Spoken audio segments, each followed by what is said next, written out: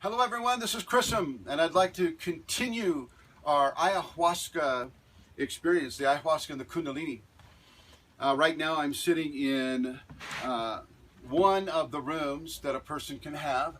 They have these beautiful skylights where you can see these amazing views of the mountains around us. We're in a small valley here, and there are mountains on all four sides of us actually, with valleys kind of allowing the roads to connect to Cusco and to Pisac, Peru. And Pisac is spelled P-I-S-A-C, and Cusco, C-U-Z-C-O, if you want to look that up on Google Earth. I want to talk a little bit more about the actual ayahuasca experience, and I can only really give it to you from my own authentic experience with it. The first ceremony that we had, everybody was a little trepidatious. None of us have done a lot of psychedelics except for one person in the group. And so even though I would not classify this as a psychedelic, I would classify this more as a merging with a natural consciousness that they call Pachamama here, and what you and I would call the Shakti, really. You know, we would call this sacred feminine Kundalini. Here they call it Pachamama.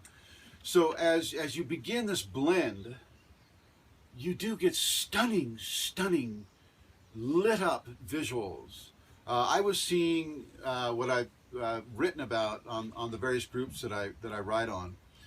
The 1,000 blue eyes, a column, a big column of just composed completely of blue eyes. And then as I looked down in my visual field, I would see a carpet of peacock feathers, and their eyes were also alive and vibrant and looking at you. And different forms of treasures were given or offered to me, and every time a treasure was offered to me, I would try to give it to the people in the room, or give it to the people on the groups, or give it to the world in general. And then you'd get a crack in the ceiling of your upper visual here, and in that this extremely beautiful tactile light would come through and just light up the entire scene, and that was the divine natures coming through. Amazingly beautiful, amazingly important. The second ceremony was very difficult because I was trying to have the ceremony itself and the medicine that night, even according to Alonso del Rio, was very, very strong.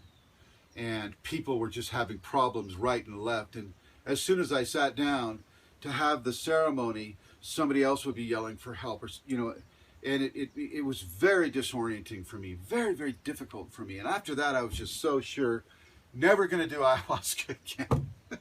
It's just, I got Kundalini. I'm happy. I don't need to do this anymore, right? And the Kundalini quickly corrected me with that. She said, no, just because you've had difficulties does not mean you stop this journey that I have orchestrated for you, my child. And so I went ahead and I did the third ceremony. It was just the most beautiful ceremony, really. I couldn't imagine, until I experienced the fourth ceremony. The third ceremony was absolutely out of this world. I was in devotion most of the night, far beyond the 5 hours of the actual ayahuasca experience.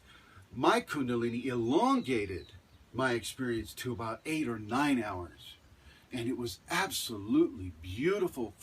Some things I won't be able to describe to you, because as I was guided to reach through dimensional areas where I could actually feel and touch and interact with divinity, that goes beyond words. It's not something I can really talk with you or really anybody about. It's something that you have to viscerally experience yourself. And I encourage you to do that. The fourth ceremony was where the divinity really made their grand entrances, and they pulled me into that golden white, radiant light where I just had to stay. I just had to percolate for a while, I guess would be a word. And then I was taken out of it, and I wasn't allowed to give to the world and give to the people as much as I normally would. I was they'd show me the treasure again. I was being shown these gold embossed silver embossed gold, rubies, opals, gems of all different colors, very beautiful things that we would all consider treasure to be. And I wasn't allowed to give it away like I had been before. I had to keep it. And so I kept it. And when I kept it, a huge circle of light opened up that was blue on the outside and white on the inside. And that light just blasted me, and as far as I could tell, everybody in the room. And it displaced so much imbalance within me that I was just sobbing with tears, sobbing with bliss, sobbing with self-correction, with discipline, with total abandonment of the ego. It was the most beautiful part of the experience, and I really strongly want to let you know that Kundalini is behind the ayahuasca, and the ayahuasca supports the Kundalini. Matter of fact, they're one thing. It's just like a liquid Shakti pot, is what it is. And it tastes horrible. Absolutely horrible. I cringed, not because of the experiences, but because of, I tried to block it out with coca leaves, and that worked fairly well, actually. And here at this altitude, I'll suggest that you chew the coca leaf a little bit before your ceremony, so that you're not going into hypoxia or anything like that. You can have a stable mental process. You can have your stable heart rate, your stable BP, the whole bit.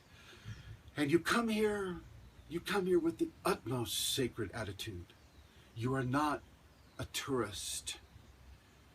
You're beginning to have a very, very strong experience with your Kundalini, with the sacred feminine. Ayahuasca is straight up sacred feminine. Shakti Kundalini. Thank you for watching.